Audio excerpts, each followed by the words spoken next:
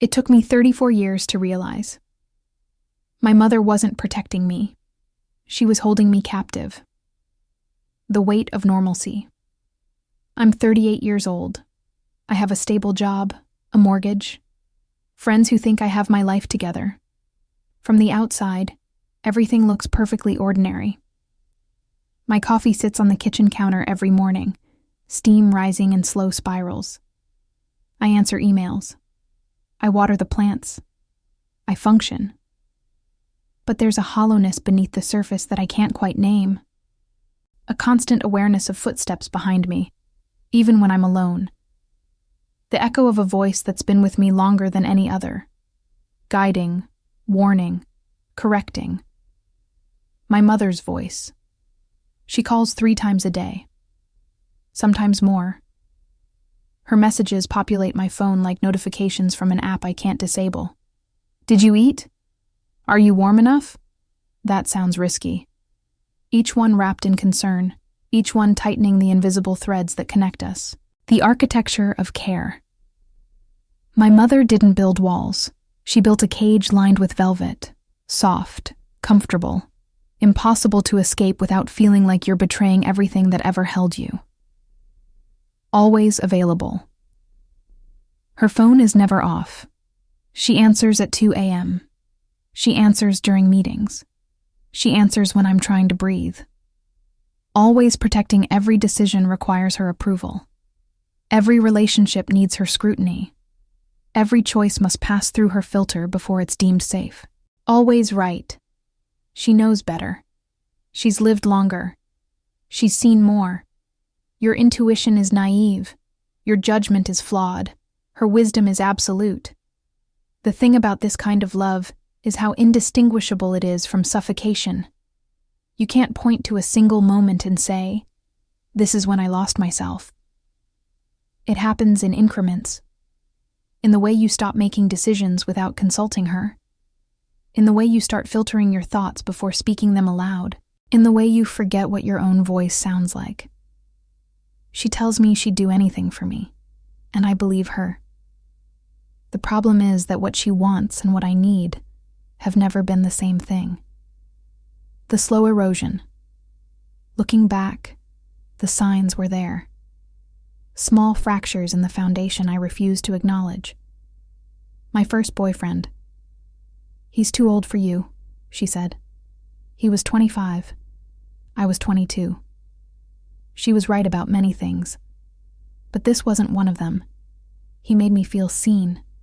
He made me feel grown. She made me feel like a child. My best friend. "Are you sure she has your best interests at heart?"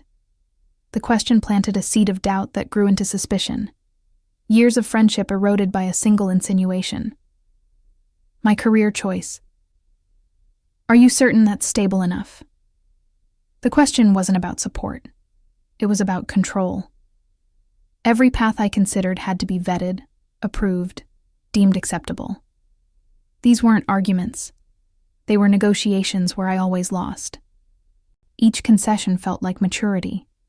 Each surrender felt like love. I mistook compliance for peace. I mistook obedience for gratitude. The most insidious part wasn't the interference itself. It was how she framed it. "I'm teaching you to protect yourself. I'm preparing you for the world. I love you too much to watch you make mistakes." The language of protection wrapped around the reality of possession. I started questioning my own instincts. Was I being naive? Was I too trusting?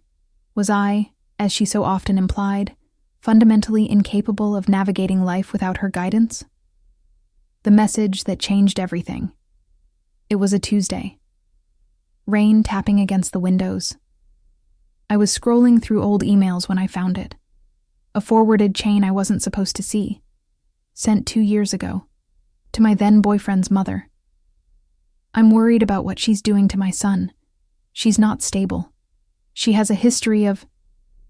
The rest is a blur. Something about emotional instability. Something about manipulation. Something designed to poison the well before it had even formed. My hands wouldn't stop shaking.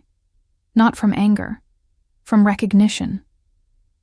The pieces clicked into place with a violence that left me breathless. The breakups that made no sense. The friendships that mysteriously dissolved. The opportunities that inexplicably vanished. She hadn't just advised against people. She'd actively dismantled them. She'd gone behind my back, weaponized half-truths, manufactured narratives to keep me isolated. All of it wrapped in the same language she'd used my entire life. I was protecting you. The coffee on my counter had gone cold. The rain continued falling. And I sat there, staring at a screen, realizing that every relationship I'd lost might have been sabotaged by the person who claimed to love me most. The conversation that never happened. I called her. My voice was steady. Too steady. The calm before something shatters. "I saw your email to Mark's mother," I said. There was a pause, the kind where you can hear someone constructing their defense before they've even heard the accusation. "Oh, honey," she said, and that word made me want to scream. "I was trying to. You told his mother I was unstable. You told her I'd manipulate him. You told her I wasn't to be trusted. I was worried about you. I saw how this relationship was consuming you. I thought, you thought you knew better. You always think you know better. I only want what's best for you. You're so trusting. The world will hurt you if you're not careful.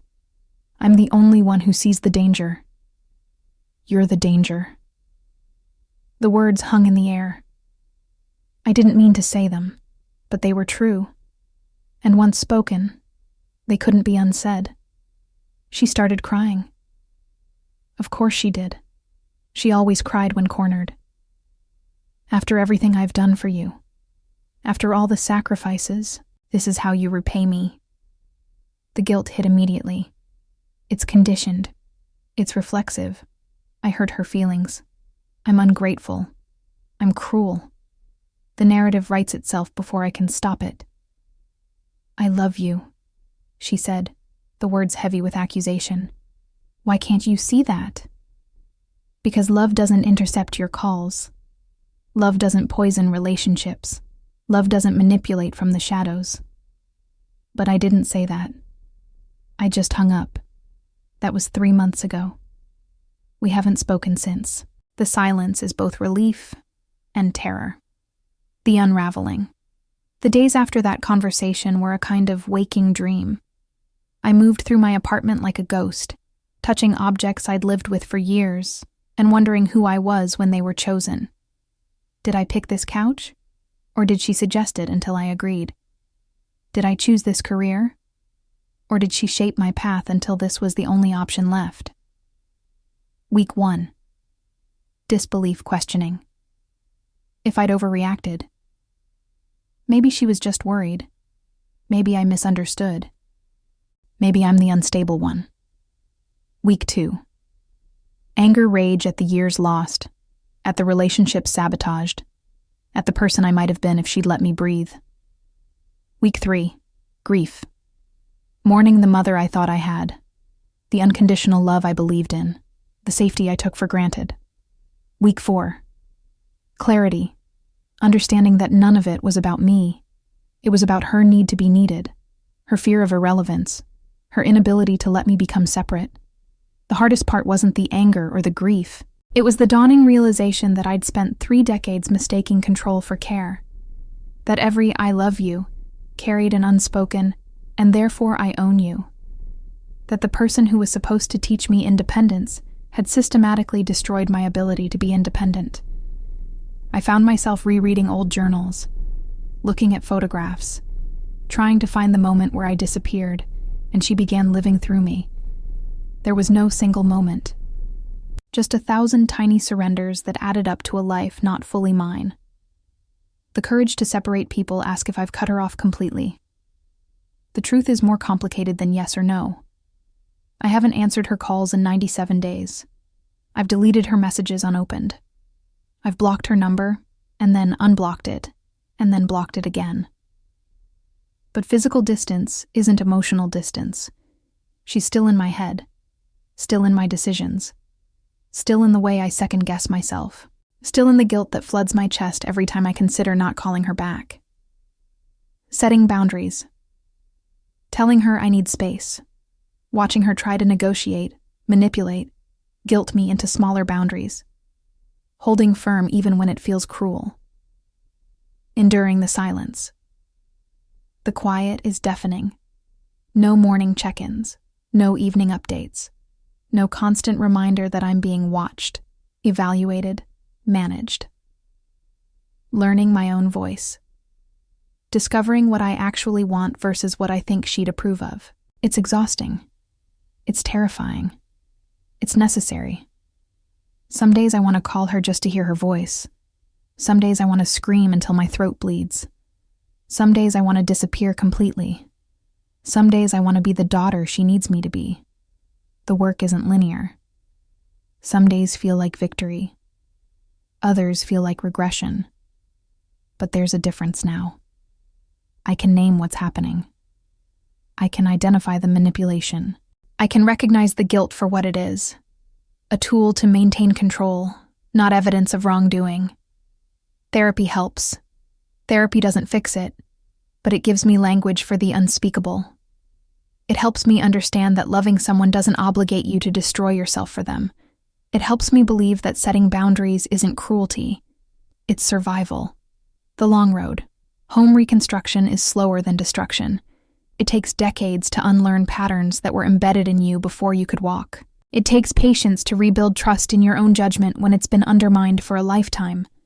It takes courage to make decisions without consulting her. What I'm learning.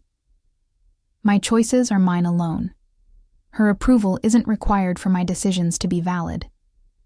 Saying no is an act of self-preservation, not betrayal. I can love her and still protect myself. Grief and anger can coexist with moments of peace. What still hurts? The phone ringing with her number. Family gatherings where I'm expected to perform normalcy. Watching friends have uncomplicated relationships with their mothers. The voice in my head that sounds like hers. Wondering if I'm being cruel. Think about the woman I might have become if I'd been allowed to make my own mistakes. If I'd been trusted to navigate my own path.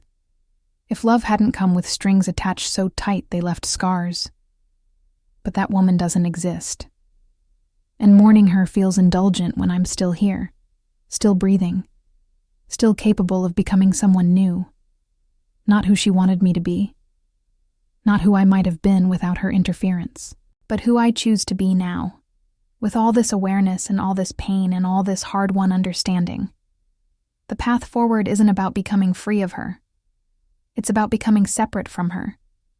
It's about building a life where her voice is one among many, not the only one that matters. It's about learning that love shouldn't feel like drowning.